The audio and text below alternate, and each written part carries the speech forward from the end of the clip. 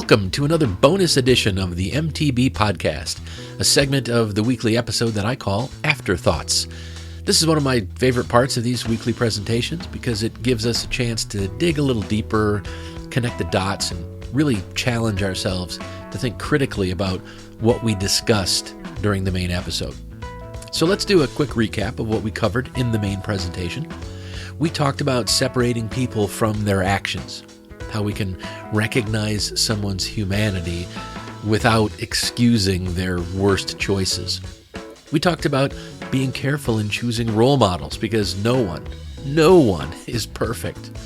And we talked about striving for compassion and forgiveness, even when it feels like that's the hardest thing to do. And yet, here we are, watching people who claim to follow Jesus throw their support behind someone whose behavior is the exact opposite of what they say they believe in. How do we even begin to make sense of that?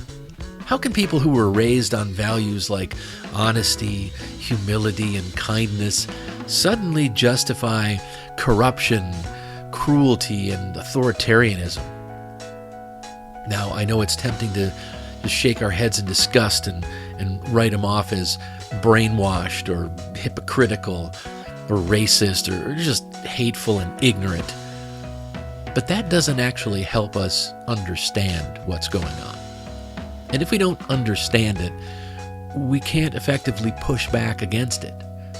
That's why in this Afterthoughts segment, I'm going to try not to just vent my frustrations. Instead, I'm going to break this down psychologically, socially, and even historically to figure out why people justify supporting leaders who contradict their claimed values. And more importantly, how we can respond in ways that might actually make a difference.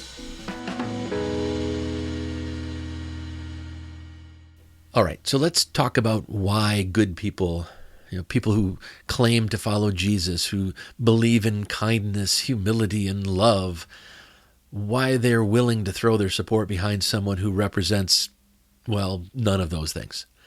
How do they justify it in their own minds? What's going on under the surface that allows them to look at blatant corruption, cruelty, and lawlessness and still say, "Yep, that's my guy"? Well, there's a whole cocktail of psychological and social factors at play here. And once we start to break them down, this whole phenomenon should begin to make a little more sense. So let's start with the concept of cognitive dissonance. That's the uncomfortable feeling we get when we hold two contradictory beliefs at the same time.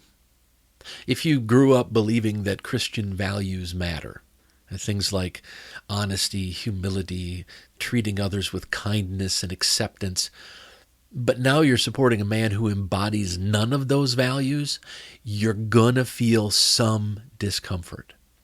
So what do? Well, you have two options. You can change your beliefs about Trump and admit he's a disaster, or you can change your interpretation of your faith to make room for him. And guess which one is easier? Right? Instead of reevaluating their support, many people resolve the tension by saying things like, well, nobody's perfect, or God uses flawed people for his plan. It's just mental gymnastics at an Olympic level. But the key thing to understand is that they need to believe this to keep their worldview intact. Otherwise, they'd have to admit they were wrong. And we all know how much people just love doing that. So next up is tribalism and identity politics, which is basically just a fancy way of saying people really like to be part of a team. For many conservative Christians, their identity is deeply tied to their group, their church, their political party, their side. And once Trump positioned himself as the leader of that side, supporting him became more than just politics.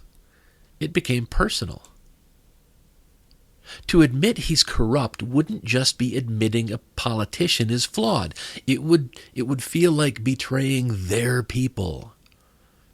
That's why even when he does things that are completely at odds with their stated values, they just dig in their heels.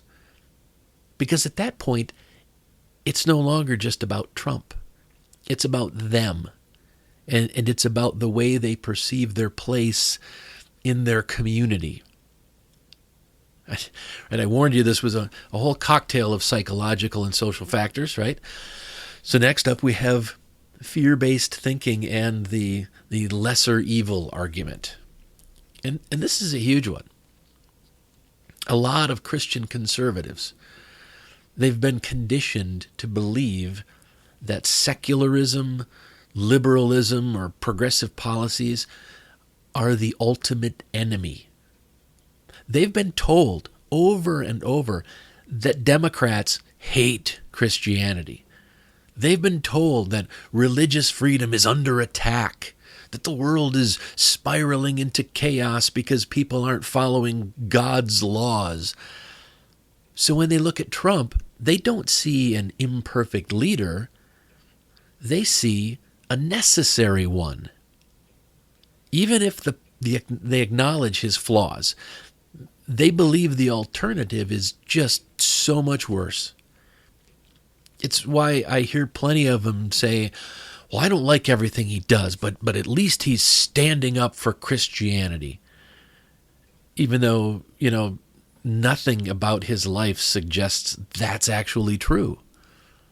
But again, fear is a powerful motivator.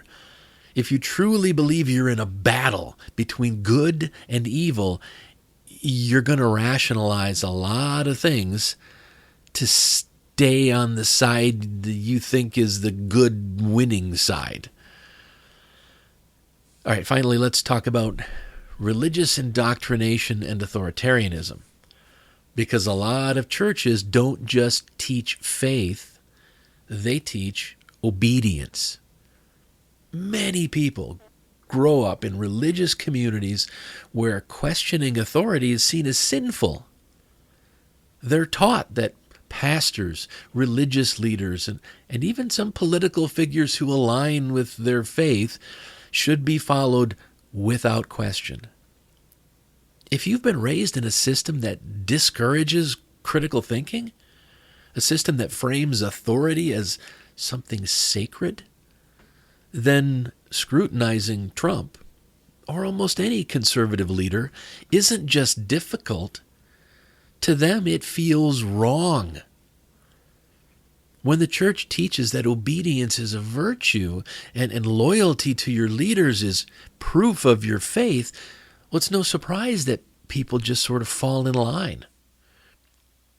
So when you put all these things together, cognitive dissonance, tribalism, fear-based thinking, and the idea of the obedience to authority, you get a situation where otherwise kind, intelligent people can convince themselves to support someone who, judging by many of his words and actions, represents everything they should reject. But here's the thing. Once we understand these factors, we can start figuring out how to address them. Because, I'm sorry, but yelling, "How can you believe this shit?" at someone who's stuck in this mindset really doesn't work. But finding ways to help them maybe start to untangle these beliefs, well, that just might. And that's what we're going to explore now.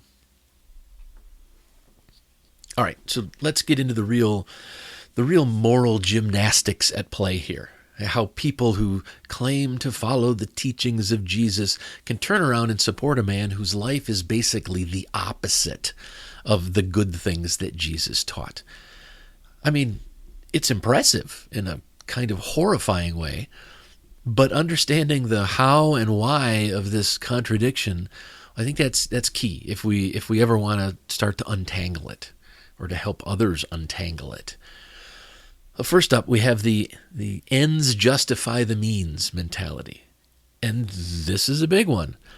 A lot of Christians, they believe Trump is doing God's work, even if he's doing it in the most unethical, corrupt way possible. It's the idea that, oh, sure, he's crass, and sure, he lies, and sure, he's Trump.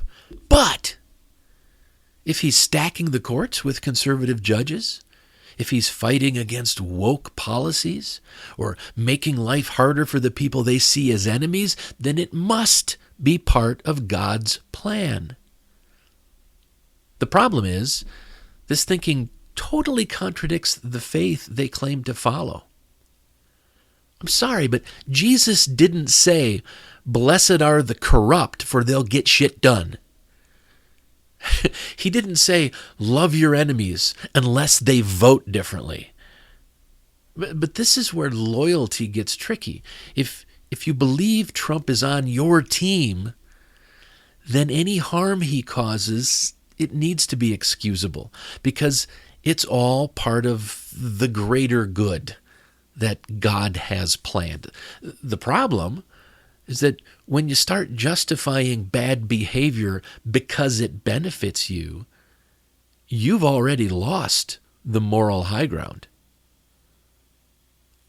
Then we have selective morality and scriptural manipulation, which is just kind of a fancy way of saying cherry picking. Another word for it, or another term for it, is proof texting, which I've talked about before. This is where people grab a Bible verse, they strip it of its context and wield it like a sword in an argument. A big favorite in conservative Christian circles is Romans chapter 13, verse 1. "Let every person be subject to the governing authorities, for there is no authority except from God." Basically, they use this to say, well, God appoints leaders, so we must obey them. But weirdly, this only seems to apply when their guy is in power. Back in 2008, I don't remember any of them saying, "Obama is our God-appointed leader and we must follow him." In 2020, none of them said, "Uncle Joe's our guy because God obviously selected him." Yeah, funny how that works, huh? At the same time, they conveniently ignore the parts of the Bible that completely contradict their stance. Jesus himself allegedly said, "Love your neighbor as yourself." He also talked about caring for the poor, rejecting greed, and lifting up the oppressed. I don't see a whole lot of that happening in Trump's policies, or in the way his most vocal supporters behave. But selective reading is a powerful thing. When you're invested in a belief system, you can twist it into whatever shape fits your argument. And many Christians today have been trained to do exactly that without ever realizing that they're contradicting themselves. And then, of course, we get to willful blindness and denial, which is where people do recognize that something is wrong, but they just refuse to admit it. Why? Because acknowledging it would mean confronting your own complicity. Imagine spending years defending someone, convincing yourself that he's a necessary force for good, and then realizing you've been wrong this whole time. That's not just a change of opinion. It's a crisis of identity. It means questioning everything. Your politics, your church, your news sources, even your own moral compass. And that's terrifying to most people. So instead of facing that, they double down. They look away. They make excuses. They say things like, well, I don't like everything he does, but look at what he's accomplished. Because to do otherwise would mean admitting they were misled. Boy, and that's a hard pill to swallow. But here's the thing. This isn't just about Trump. This is about how people justify harm, corruption, and hypocrisy in all aspects of life. And if we want to change that, we have to understand that people don't let go of these beliefs because we tell them to. They let go when they are ready to let go, when something in their own experience forces them to confront the contradictions they've been avoiding. So where does that leave us? Yeah. How do we help them see what they refuse to see without turning into the same kind of aggressive, self-righteous force that we're fighting against? All right, so we've broken down why so many Christians are willing to back someone who's basically the opposite of Jesus. We've looked at some of the psychological, social, and moral gymnastics that allow people to justify it. But now comes the real question. What do we do about it? Because, let's be honest, yelling, "Wake up, sheeple," at folks has never actually worked. If we want to change minds, we need a better strategy, one that's based on patience, understanding, and believe it or not, on compassion. And look, I get it. It's so easy to roll your eyes, get frustrated, or just want to write people off entirely. And hey, sometimes you need to walk away, just for your own sanity. But here's the thing, and I know plenty of people will disagree with me when I say this, but I really believe that most Trump supporters aren't acting out of pure malice. They're acting out of things like fear, misinformation, and social pressure. They're living in an echo chamber that feeds them a steady diet of, "You're the good guys and everyone else is evil." They're told that progressives hate them. They're told that secular people want to destroy their faith. They're told that anything that even remotely challenges their supernatural beliefs or their worldview is actually an attack. If we want to reach them, we have to create space for honest conversation. That doesn't mean agreeing with them, and it definitely doesn't mean tolerating hate speech or injustice, but it does mean recognizing that people don't change their minds because they're mocked into submission. They change when they feel safe enough to start questioning their own beliefs.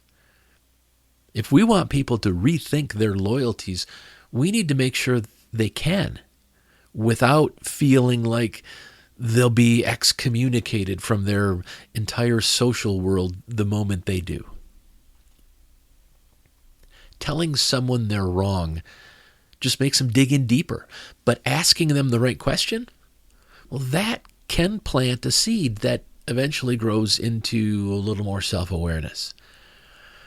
So instead of saying, "How the hell can you support Trump?" which is what I often feel like saying, but definitely like immediately puts them on the defensive, maybe we try something like, "Well, how do you reconcile Trump's behavior with Jesus' teachings?" Or, "What do you think Jesus would say about a leader like Trump and the harm he's causing to thousands of families right now?" See, people don't like feeling forced to change their minds, but they do like feeling as if they've figured something out on their own.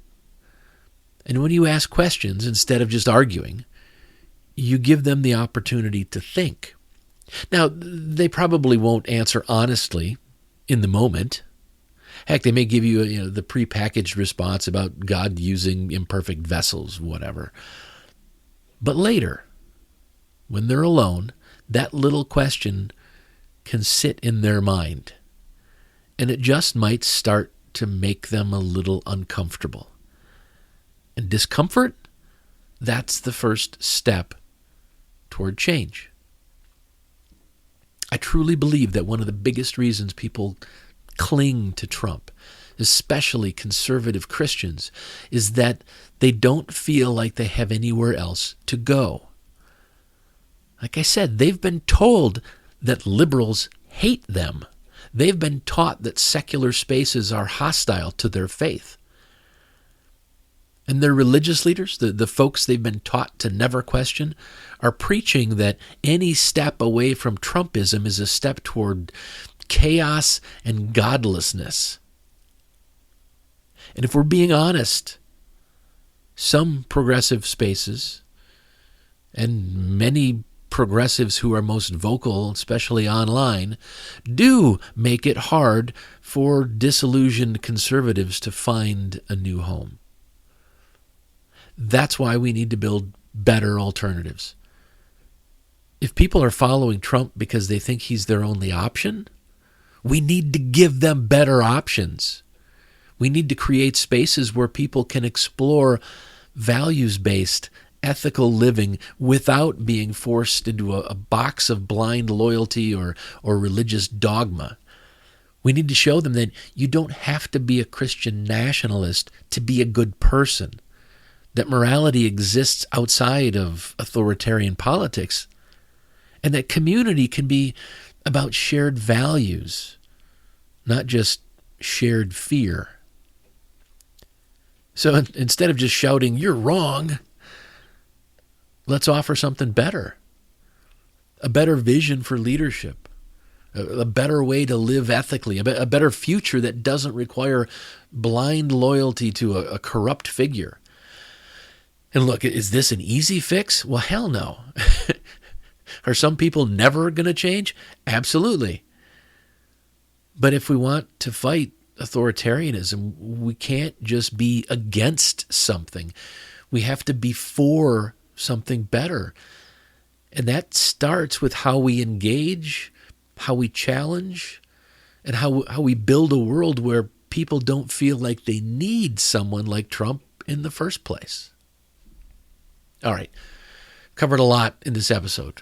I've broken down why people justify the unjustifiable, how fear and tribalism and things like that cloud our judgment, and how religious indoctrination discourages critical thinking. And most importantly, we've talked about how we can start to respond in a healthier, more positive way. Because yelling into the void about how wrong everything is, well, fortunately, it just doesn't work. It might make you feel better for a minute, but it doesn't work. So start by keeping this in mind. People can change. It might not feel like it, especially in the current political climate, but history tells us that even the most deeply ingrained beliefs can shift when people are exposed to better ideas. We've seen it happen. Societies have moved away from monarchy, slavery, segregation, and countless other oppressive systems that at one point seemed completely unchangeable. And while, yes, some people will never rethink their worldview, many will. And if they're given the space and the tools to do so, they're more likely to do it. That's why our role isn't to win arguments or own anyone. Our role is to be the people who offer a way out, to be the ones who invite people into a bigger, more compassionate, more rational way of thinking. So here's my challenge to you in regards to all of this. Be that better alternative. Instead of shutting people down, try engaging with curiosity instead of condemnation. Instead of rolling your eyes in disgust at someone's wild-ass political take on something, ask them, why do you believe that? And then really listen. You don't have to agree. You don't have to compromise your values. But you also don't have to argue. You can just listen. Just give them a moment to hear their own thoughts out loud. Because sometimes that's all it takes for a little doubt to start creeping in. So this week, I challenge you to try to have one meaningful conversation with someone who holds different beliefs. Not to argue, not to debate, just to ask why they believe what they do. Maybe it goes somewhere, maybe it doesn't. But the more we create opportunities for honest discussion, the more we open doors for real change. At the end of the day, if we truly want a world that's built on justice, compassion, and integrity, we have to lead by example. It's easy to get angry, and trust me, I get it. But we can't fight willful blindness with our own blind rage. We need to fight willful blindness with vision. We need to fight it with clarity and light. So let's provide the vision, and let's be the light. Let's be the ones who invite others into something better, one conversation at a time.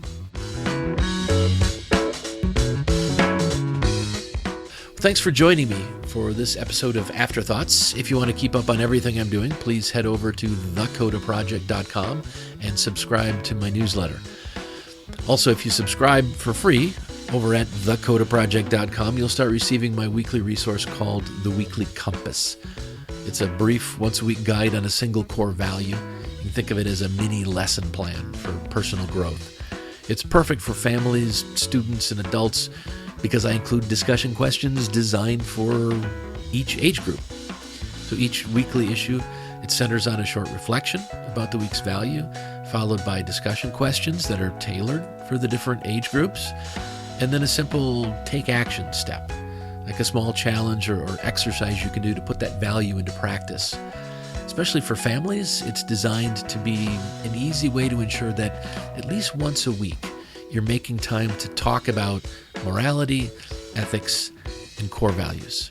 So, like I said, if you're interested, go subscribe for free at thecodaproject.com. Thank you again for listening, and until next time, keep thinking, keep questioning, and keep seeking the truth.